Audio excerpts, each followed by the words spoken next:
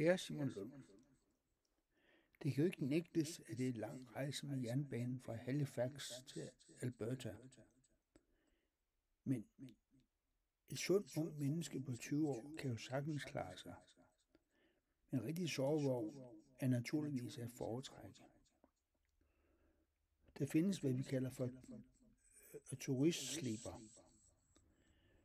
Hvis deres søn kun skal til Canada for at se sig om, og samtidig naturligvis tjene til rejsen, kan han jo snart indtjene den, som billetten koster ekstra.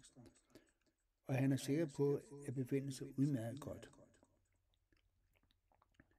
Jeg kan absolut anbefale deres søn turistklassen over Atlanterhavet. Med hensyn til jernbanen er det lidt vanskeligt at råde, da det jo afhænger af, hvor mange og hvad mennesker man kommer til at rejse sammen med. Men en ung mand tager som mand ingen skade af at gøre turen på immigrantklasse. I fald deres søn kommer med den 11., skal jeg med fornøjelse gøre alt, hvad jeg kan få for at få sovevogn for ham. Det er muligt, det kan lade sig gøre for ham, hvis han rejser på turisttredje på damperen. Skønt noget bestemt tør jeg ikke love. Med hilsen forbliver jeg, Svend på Tommedan, Skjern.